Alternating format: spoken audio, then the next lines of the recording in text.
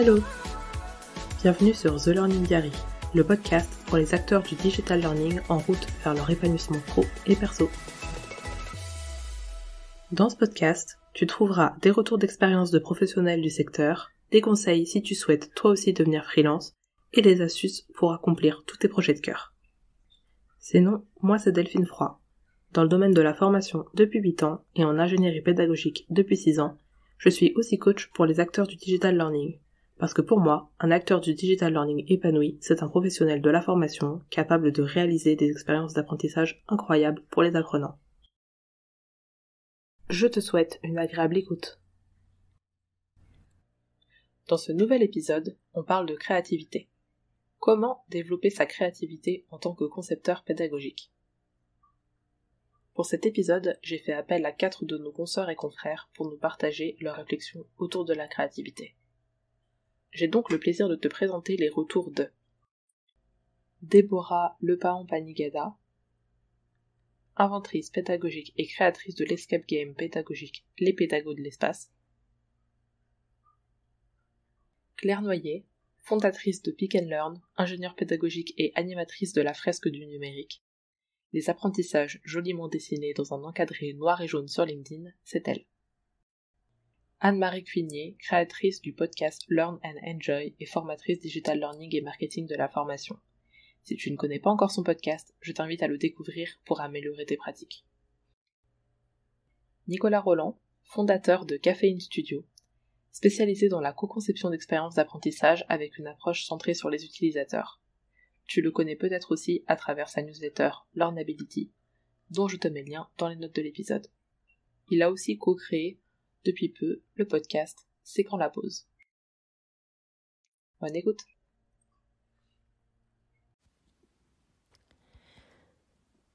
Je pense que la créativité est une compétence qui est vraiment centrale dans les métiers de la formation et notamment tous les métiers qui consistent à concevoir, donc que ce soit au niveau de l'ingénierie pédagogique ou de l'ingénierie de formation. Pour ma part, j'ai déjà un bon capital créatif. Et puis, c'est vraiment ce qui me stimule le plus, ce qui me motive dans ce métier, c'est le fait de pouvoir utiliser ma créativité. Mais il est vrai que lorsque j'ai un nouveau projet ou alors une idée que je souhaite concrétiser dans un projet, il y a différentes façons de nourrir cette créativité et de la structurer. Donc, premièrement, je vais souvent créer des mood boards. Je fais ça très simplement sur Padlet au niveau digital ou parfois je fais ça sur une feuille avec simplement du dessin, voire du découpage et du collage. En tout cas, j'ai une créativité assez visuelle, donc c'est vrai qu'il peut m'arriver de faire des mood boards avec simplement des images qui vont m'aider par association à trouver donc non seulement un visuel, mais aussi des concepts, des idées d'activités, de nouveaux outils. Ce que je fais également, c'est d'utiliser toute la palette des outils de la pensée visuelle pour structurer mes idées créatives. Donc, je me suis formée il y a quelques années au sketchnoting. Je fais donc pour moi et pour les autres des planches sketchnotées. Il m'est déjà arrivé, par exemple, de représenter un projet, de le décrire à mes clients avec une planche de sketch notes en lieu et place d'une réponse rédigée à un cahier des charges. Ou encore de créer avec mon client en utilisant cette technique donc de la pensée visuelle et plus particulièrement du sketch note. Lorsque je veux plutôt structurer, donc j'ai dépassé la phase de la recherche d'idées, je vais plutôt chercher la structure dans cette pensée créative. J'utilise un autre outil de pensée visuelle qui s'appelle le mind mapping. Donc voilà, c'est une représentation plus organisée en pieuvre des idées à développer. Et ça a un aspect extrêmement créatif parce qu'en fait, on va associer dans cette pensée les concepts, les images, les couleurs. Et on va utiliser la notion de pensée irradiante. Donc en fait, une idée en entraîne une autre. Donc c'est vraiment un super outil justement pour booster sa créativité. J'avais envie aussi de vous parler des inspirations hors vie professionnelle. Alors bien sûr, déjà comme tout le monde, il m'arrive de caler de temps en temps face à un problème ou voilà, une situation où il faut trouver de nouvelles idées. Il m'arrive de caler. Et ben dans ce cas-là, simplement, je mets mon cerveau en mode par défaut, je fais autre chose. Et assez souvent, c'est le quotidien, la vie privée qui va m'aider grâce à ces pauses à trouver l'idée qui me manquait. Une grande inspiration dans la vie personnelle, c'est la passion pour le jeu que je partage avec ma famille. Ce n'est pas pour rien que j'ai créé un escape game sur les pédagogies actives. En fait, nous aimons beaucoup faire des escape games en salle. Moi, personnellement, j'adore le côté immersif. Et donc, voilà, les escape games m'inspirent beaucoup et m'aident à nourrir, en fait, cette notion d'immersion et d'environnement, en fait. Et puis également, plus largement, les jeux de société que j'aime aussi beaucoup, à la fois pour les univers qui sont véhiculés, les mécanismes ludiques et aussi le matériel qui est utilisé, qui m'arrive assez souvent de détourner dans le cadre de mon activité professionnelle. Comme elle est intéressante cette question, comment développer sa créativité en tant que professionnel du digital learning? Effectivement, on a besoin de créativité parce que ce serait tout de même dommage que tous les projets auxquels on contribue finissent par se ressembler. Alors, comment moi je fais ça? J'ai deux réponses qui me viennent très spontanément. La première, c'est d'avoir une veille professionnelle quasiment en continu. Ce qui explique pourquoi je passe autant de temps sur LinkedIn. Mine de rien, regarder ce qui se dit, ce qui se fait dans le monde du digital learning, ça permet d'être nourri de plein de manières différentes, de collecter plein de pratiques différentes, plein d'outils potentiels, ce qui fait que lorsqu'on est confronté à un problème à résoudre, parce que c'est ça, être créatif en fait, c'est chercher des solutions à un problème, on va avoir plein de réponses potentielles qui vont se présenter à nous, à moi en l'occurrence, et il s'agit après d'associer parmi toutes ces réponses potentielles la meilleure pour atteindre l'objectif du projet de digital learning sur lequel on travaille.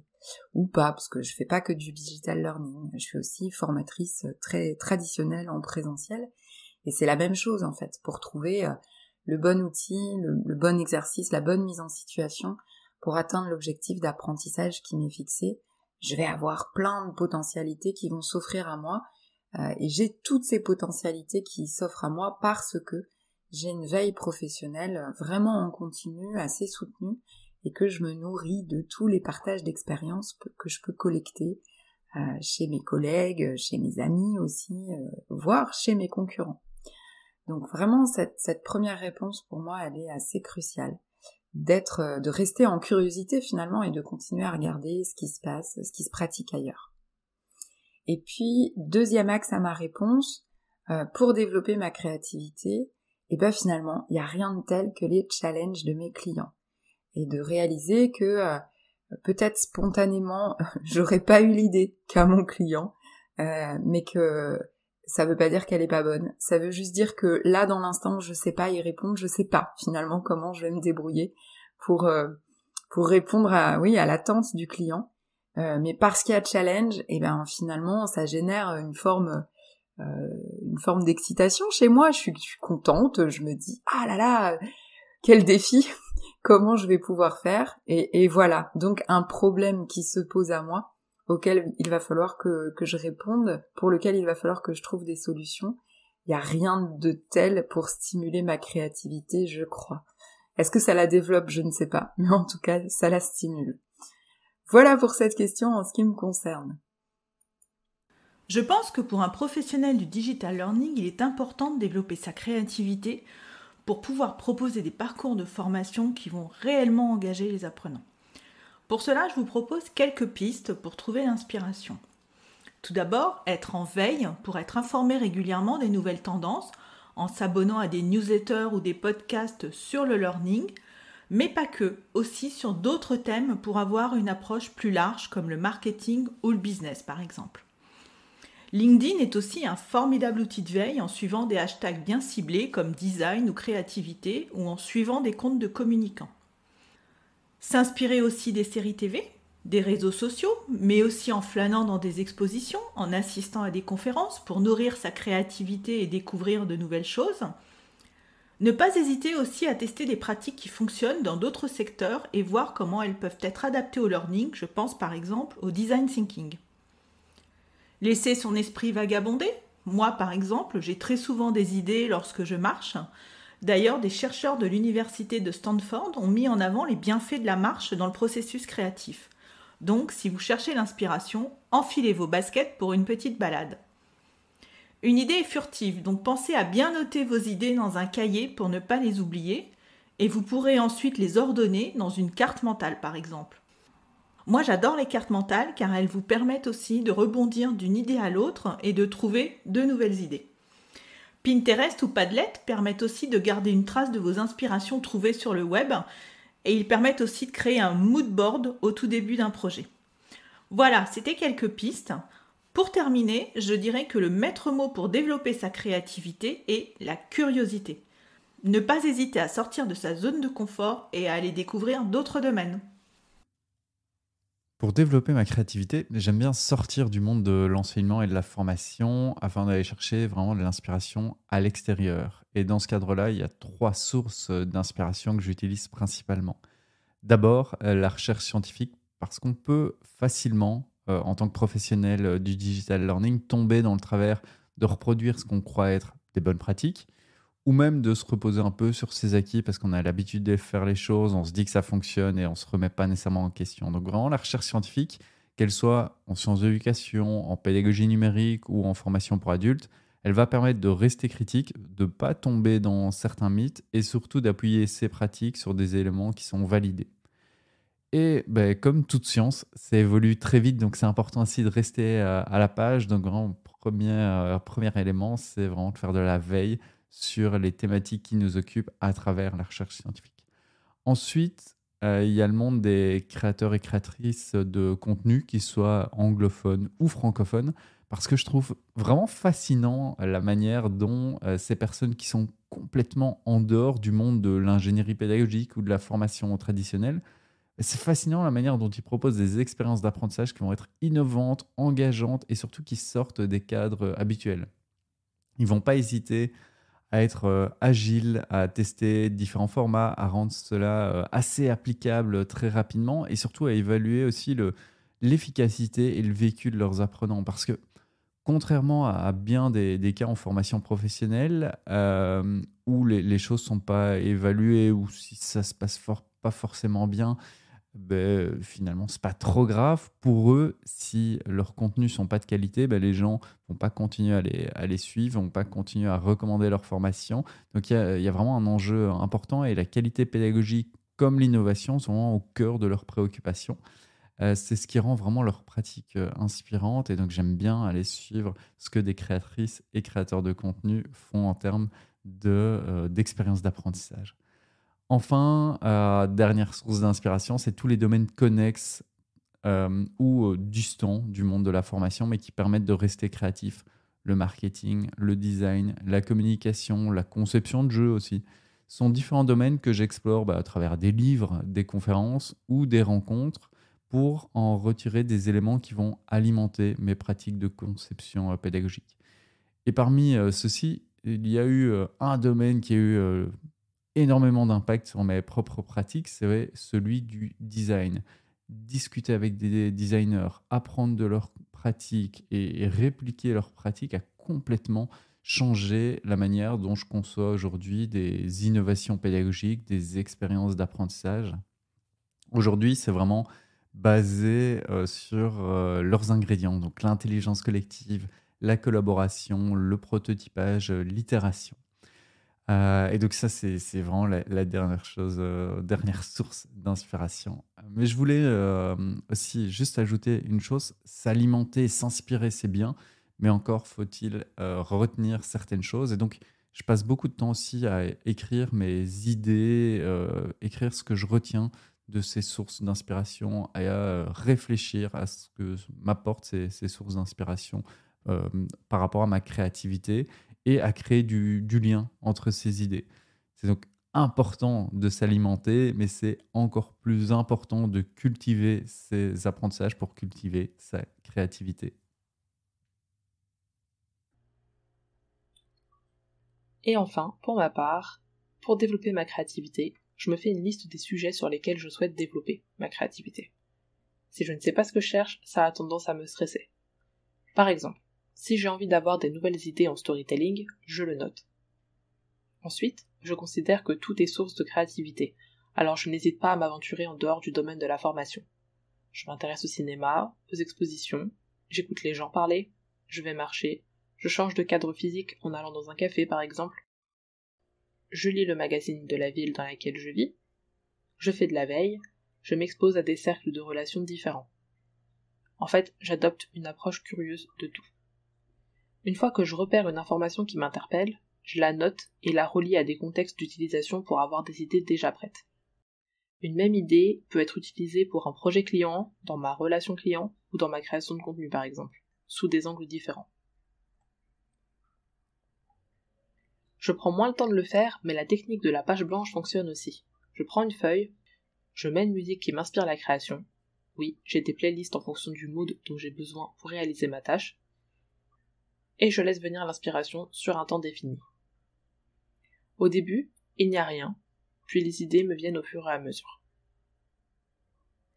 Sur une mission client, j'aime bien partir de la problématique pour brainstormer avec ou sans lui, sans me limiter au début.